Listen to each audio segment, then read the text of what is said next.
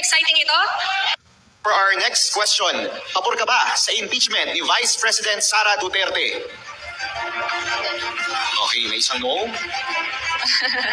May lahat ko ba yes? Isang no lang?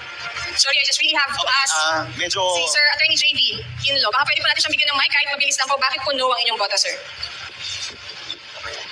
No.